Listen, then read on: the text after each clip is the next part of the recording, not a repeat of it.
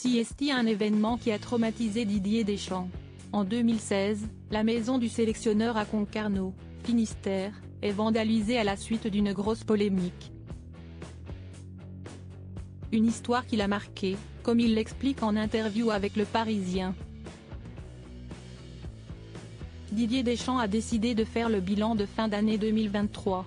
Pour ce faire, le sélectionneur des Bleus a bien voulu répondre aux questions du Parisien pour évoquer l'après-Coupe du Monde et les nombreux succès obtenus par l'équipe de France depuis janvier. Le groupe s'appuie sur des joueurs habitués aux grandes compétitions avec les meilleurs clubs européens.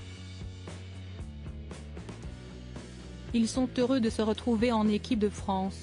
Ils sont surtout très compétiteurs dans l'âme, explique-t-il, visiblement satisfait, à quelques mois de l'Euro 2024, où les coéquipiers de Kylian Mbappé feront partie des favoris.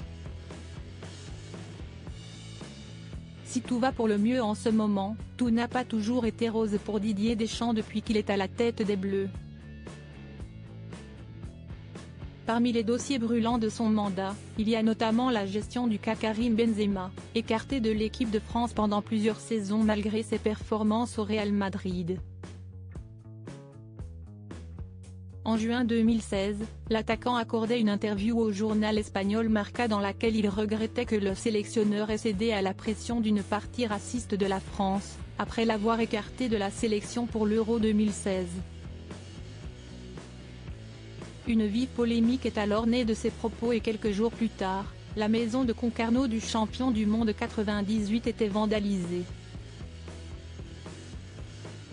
Un tag raciste inscrit sur un mur de sa maison il y a 7 ans, un événement, sur lequel je n'ai pas envie de revenir, a profondément changé ma façon de voir les choses et de réagir, confie Didier Deschamps dans son interview au Parisien de ce lundi. Preuve que cet incident a marqué le sélectionneur et continue de le toucher.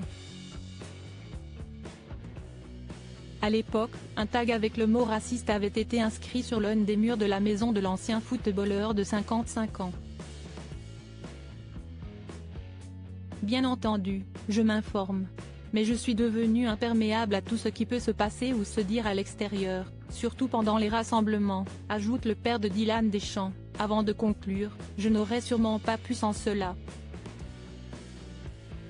Un très mauvais souvenir pour Didier Deschamps, qui continue d'être marqué, même des années après.